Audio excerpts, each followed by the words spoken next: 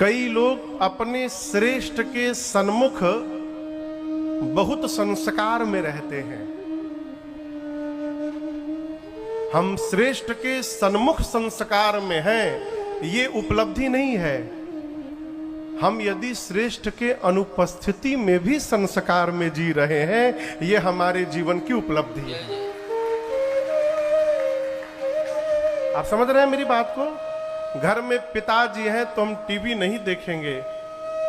अब पिताजी घर के बाहरी गए नहीं कि हम टीवी से हटेंगे नहीं, ये जीवन नहीं है।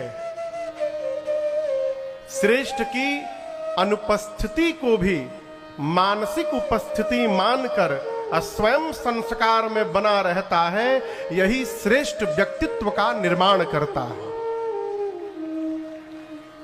भरत जी रथ पर यदि बैठकर चले जाते तो राम जी बुरा नहीं मानते,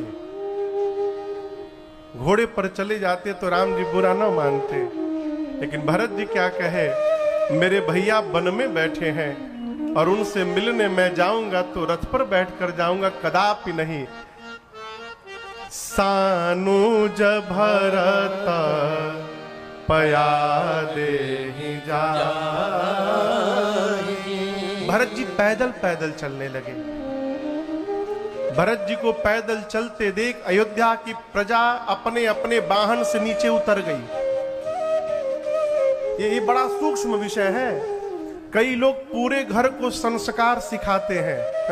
संस्कार सिखाइए मत, कथा कहती है स्वयं संस्कार में रहिए। यदि हम संस्कार में रहने लगेंगे तो हमारे पीछे। भरत जा अपने वाहन से नीचे उतर गई। कौशल्या मैया ने भरत जी से कहा, लाल यदि शीघ्र राम के पास आप पहुंचना चाहते हो तो मैं कहती हूं रथ पर बैठ जाओ। मां की बात मानकर भरत भैया रथारूढ़ हुए हैं। आपने कल कथा श्रवण की। श्रृंगवेरपुर आए, रात्रि विश्राम हुआ। प्रातः काल घाट घाट की नाव मंगाकर निषाद राजगुह ने एक सबको गंगा के उस पार पहुंचा दिया। श्रृंगवेरपुर गंगा पार करने के उपरांत अब यहां से दर्शन करिए। सबसे आगे माताओं की पालकी निकाली भरत जी ने और उनके साथ निषाद राजगुह को लगा दिया। क्यों? निषाद राजगुह मार्ग जानते हैं तो आगे